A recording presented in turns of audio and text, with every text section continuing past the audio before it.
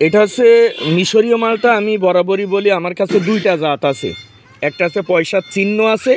আচ্ছা সেইটাও একটু পেড়ে নিয়ে আসি। হ্যাঁ পয়সার চিহ্ন নেই, এদিকে আসেন।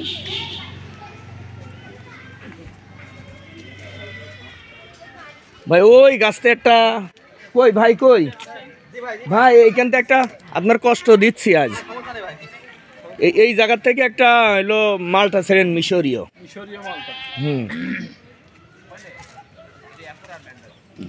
একটু ছিঁড়ে নিয়ে আসেন সাবধানে।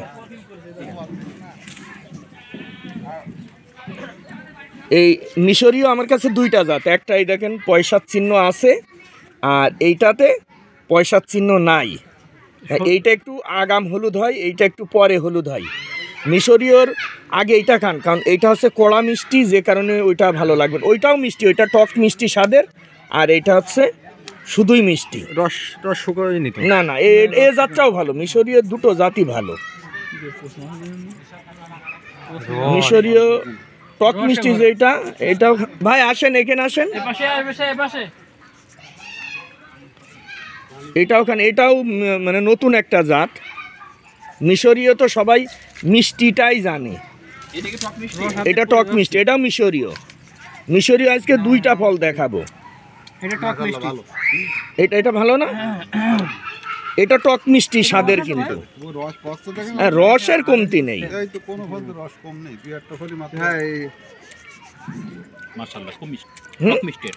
টক মিষ্টি না, এটাও ভালো স্বাদ না। হ্যাঁ এই জাতটা আমার কাছে খুব ভালো লেগেছে। হ্যাঁ আপনি আমারও দেখছেন,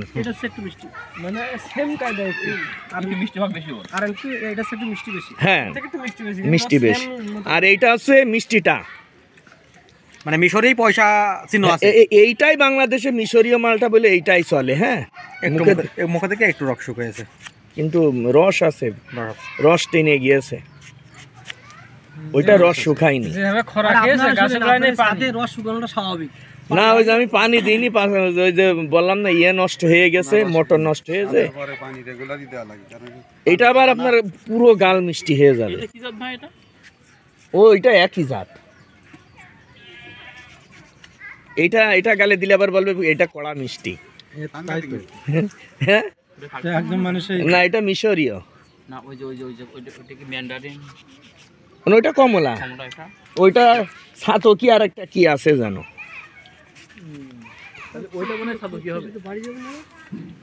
এটা কেমন মিষ্টি না? এটা খুব মিষ্টি, এটা খুব মিষ্টি। আচ্ছা আপনাদের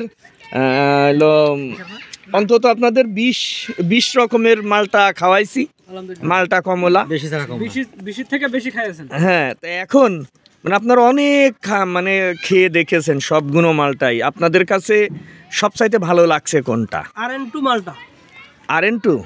RN2টা অরিজিনালি অনেক ভালো, টক মিষ্টি। হ্যাঁ মিশরীয়ও ভালো, মিশরীয় মিষ্টি দিক থেকে।